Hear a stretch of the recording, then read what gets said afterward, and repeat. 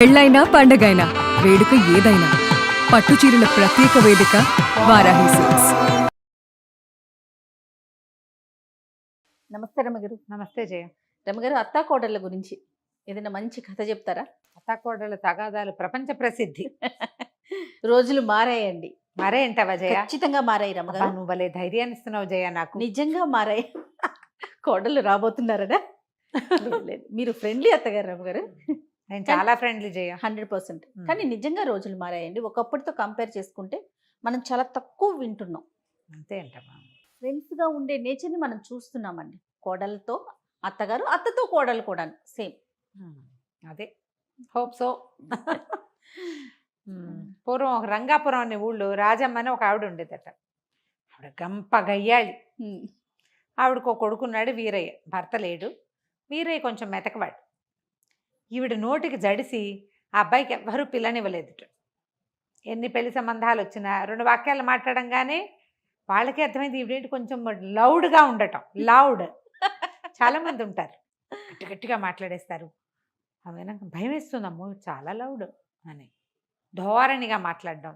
ఆ ధోరణిలో తగ్గించుకోకపోతే మా అబ్బాయిలకి పిల్లల్ని ఇవ్వరు. జాగ్రత్తగా ఉండాలి. జాగ్రత్తగా ఉండాలి. నాకు లేదు రమగారు టెన్షన్. మేము లౌడ్ కాదు. అయితే అదే కాకుండా చుట్టుపక్కల వాకప్ చేయగానే అమ్మో ఇది గంపకయ్యాలి, దీని చేతికి ఇంకేమన్నా పిల్లని చంపేస్తుంది అలా చెప్పేవాళ్ళు. క్రమంగా పెళ్లి సంబంధమే రావడం మానేసింది.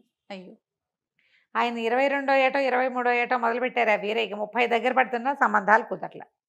అయితే ఏమైంది, ఒకనాడు ఇతను ఏదో పక్క ఊళ్ళో ఏదో గేదెల బేరం కోసం వెళ్ళి ఆ ఊళ్ళో చెరువు గట్టున మంచినీళ్ళు తెస్తున్న ఒక అందగత్తెని చూసి ఎంతో బాగుందని ఎవరినో కనుక్కున్నాడు. మీ వాళ్ళేనోయ్ అన్నారు. ఇతను వాళ్ళ ఇంటికి పోయాడు.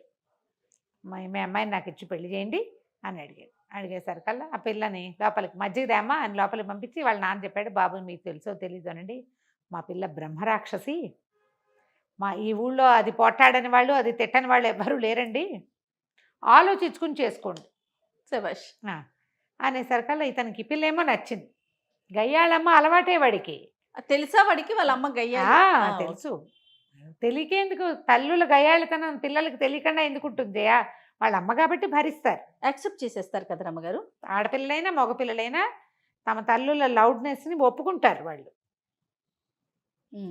అలవాటు అంతే. ఇంకా కసిరేస్తూ ఉంటారు. తల్లి మీద ప్రేమ ఉంటుంది కదా జయ, తల్లులతో సన్నికర్ష ఉంటుంది. అయినా గయ్యాళి వాళ్ళు పిల్లల్ని కసురుతారు కానీ మరీ అంత గయ్యాళిగా ఉండరు, బయట వాళ్ళతో ఎక్కువ ఉంటారు. అక్కడి నుంచి ఏమైంది, ఇతను పెళ్లి చేసుకుంటానన్నాడు. పర్వాలేదు పెళ్లి చేసేయండి, మీ పురోహితుడిని పిలవండి అంటే సరే ఏం చేశారు, సాయంకాలం మంచి ముహూర్తం ఉందని ఇంకా అమ్మలేదు ఏం లేదు, పెళ్లి చేసుకున్నాడు. చేసేసుకుని ఆ పిల్లని తీసుకొచ్చాడు. ఆ పిల్ల పేరు ఇందిర. తీసుకొచ్చాడు. తీసుకొచ్చేసరికల్లా ఆవిడ ముందు నిర్ఘాంతపోయింది. ఎవరెవరా ఇంత పని చేస్తావా అంది. కానీ తర్వాత ఏమనుకుంది, పిల్ల అయితే చక్కని చుక్క, ఎక్కడా సంబంధాలు రావట్లేదు, ఫోన్లే పిల్లాడి పెళ్లి కావద్దు, సరేలే అని ఊరుకుంది. 1 నెల రోజుల పాటు కోడల్ని బాగా ముద్దుగా చూసుకుంది. ఆ అమ్మాయి కూడా వాళ్ళ అమ్మ నాన్న చెప్పి పంపించారు, అణిగి మణిగి పడుండవే, ఇప్పుడే పెళ్ళి అయింది నీకు, లేకపోతే పెళ్లి కూడా అవ్వదు, నీ పేరు తెలిసి ఎవరు రావడం లేదు అని అమ్మ నాన్న కొంచెం నచ్చ చెప్పారు. ఈ అమ్మాయి 1 నెల రోజులు ఆగింది. ఆ తర్వాత అంటే అంటే చిరాకులు పరాకులు బిసుకులు కసుకులు నానా గందరగోళం. అత్త కోడళ్ళు. ఇతను ఎక్కడికైనా వెళ్ళి ఇంటికి వస్తే వంట అయ్యేది కాదు. మీ అమ్మతో పెట్టించుకోమనేది ఆవిడే. నీ పెళ్ళం ఏం చేస్తుంది, కూర తీసుకొచ్చావు కదా అంటుంది ఈవిడే.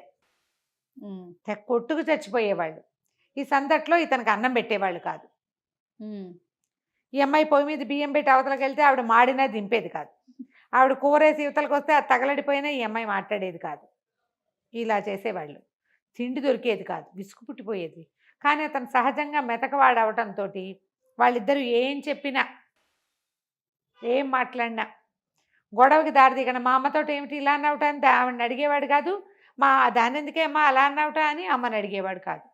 ఇద్దరు అలాగుండేవాళ్ళు. ఈ లోపల ఏమైంది, ఆ ఊరు పెదకామంది గారు అబ్బాయి పాము వాత పడిపోయాడు. పాము గారబోతుంటే ఇతను ఆ పాముని తప్పించాడు. వీరయ్య మగ అబ్బుకుని పిల్లని వెనక్కి లాగేసి పాముని కొట్టేశాడు. వాడు పోయి నాన్న ఇట వీరయ్య నాకు ఎంతో సహాయం చేశాడు, కాపాడాడు అంటే అతను పిలిచి చాలా సంభావించి, బొళ్ళు గొడ్లున్నాయి వీరయ్య, ఒక ఆవును తోలుపో అన్నాడు. ఒక గొడ్డు అని చెప్పాడు. ఇంటికి వచ్చి అమ్మాయి పెదకామంది గారి దొడ్లో ఇంచి ఓ గొడ్డును తోలుకు పెట్టమని తోలుకెళ్ళమన్నారే, వాళ్ళకి ఆవులు ఉన్నాయి, గేదెలు ఉన్నాయి, ఏం చేయమంటావు అన్నాడు. అనగానే తల్లింది, ఆవు ఎంతో మంచిది, శ్రీ మహాలక్ష్మి, ఆవును తోలుకురారా అంది. వెళ్ళామంది, ఆవు పాలు పల్చగా ఉంటాయి, పెరిగి ఏం బాగోదు, తట్టట్లాడుకుంటూ ఉంటుంది, ఇంత వెన్నైనా రాదు, గేదె పాలు బలం. మనం కూడా చెప్పుకుంటాం ఇవి. ఆవు పాలు పలచను కదా, అవును. ఆరోగ్యం సంగతి పక్క పెట్టు. గోవు శ్రీ మహాలక్ష్మి అంటుంది అమ్మ. గేదె బలం, గేదె పాలు బలం, గేదెకి వెన్న వస్తుంది, గేదె పాలు అయితే ఏముంది అంత వెన్న వస్తుంది, నెయ్యి కొనుక్కోబడలేదు. చెంబెడు పాలు ఇచ్చిందంటే బయట ఎవరికైనా పోస్తే 10 రూపాయలు కూడా వస్తాయి. ఆవు పాలతోటి ఏమొస్తుంది? వైద్యానికి తెప్పిస్తే ఆవు పాలు ఎందుకు పనికిరావు అని చెప్పి పెళ్ళాము. ఇక కొట్టుకున్నారు, తేలలేదు కథ. ఆవు గేదె తేళ్ళ. అక్కడి నుంచి సర్దుకున్నారు. మర్నాడు కామంది గారు పొలం నుంచి తిరిగి వస్తూ, ఏరా వీరయ్య, గొడ్డుని తీసుకెళ్తామని అన్నావు కదరా అనేసరికల్లా ఇతను అన్నాడు, బాబు మా ఇంట్లో తగదా అండి, ఆవా గేదె అని కొట్టుకుంటున్నారంటే, గేదెలు ఎక్కడవిరా, గేదెలు ఇవన్నీ ఆవులే ఉన్నాయి, రేపు తీసుకుపో, ఒక ఆవును తీసుకెళ్ళి నీకు ఇస్తానని ఇంట్లో కూడా చెప్పాను, నువ్వు వెళ్తే ఒక 2 గడిమొప్పులు కూడా ఇస్తారు, జనపకట్ట ఉంది అది కూడా తీసుకుపో అన్నాడు. ఇంటికి వచ్చి, అమ్మ కామంది గారింట్లో గేదెలు లేవుటే, ఓన్లీ ఆవులే ఉన్నాయట అనేసరికల్లా అప్పుడేముంది, ఇకనేమి తెల్లటి ఆవును తోలుకురారా అంది వాళ్ళమ్మ. తెల్లావేమందంగా ఉంటుంది, నల్లటావైతే అందంగా ఉంటుంది, నల్లావు పాలు కొంచెం చిక్కగా ఉంటాయి, నల్లావుని తోలుకు రావాల్సిందే అంటుంది పెళ్ళాం. మళ్ళీ స్టార్ట్. ఏంటి నీకంత తెలిపిచ్చి అంటే, నీకు మాత్రం నలుపుకేం తక్కువ, నువ్వు నల్లగా లేవా అని కోడలు అంటుంది. నీకు నలుపు ఎందుకు పనికిరాదు, నువ్వు మాత్రం నల్లగా లేవా, ఓకే, నువ్వేమైనా పెద్ద అందంగా ఉన్నావా అని. తెలిపైతే ఏమి తెలుపు, నీకు తెలుపు కాబట్టి తెలిపే కావాలి, ఇలా కొట్టుకున్నారు.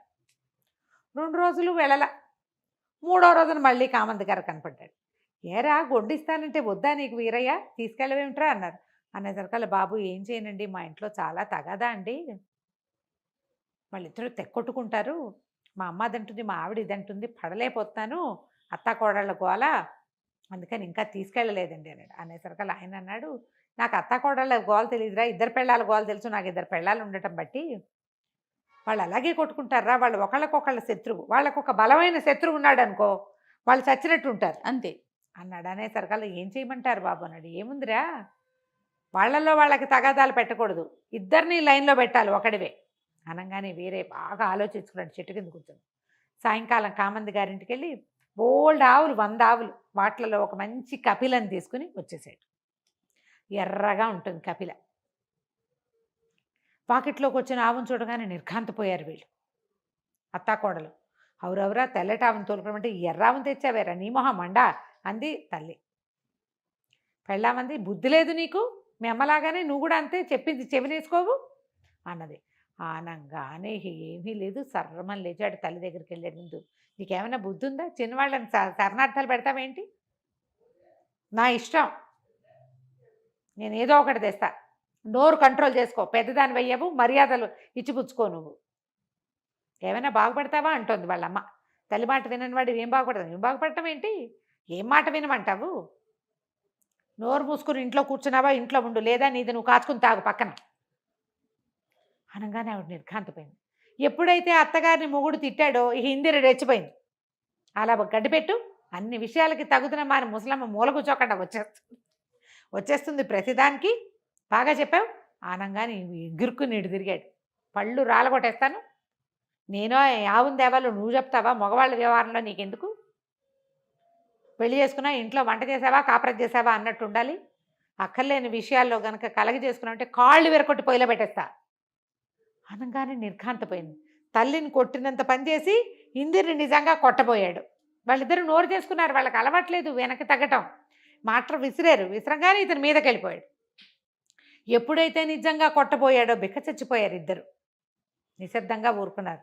ఆవుకు పసుపు రాసి బొట్టు పెట్టండి, దొడ్లో తీసుకెళ్ళి కట్టేయండి, కాస్త గుర్తుపెట్టండి అనగానే వంతుల వారీగా చేశారు పనులు.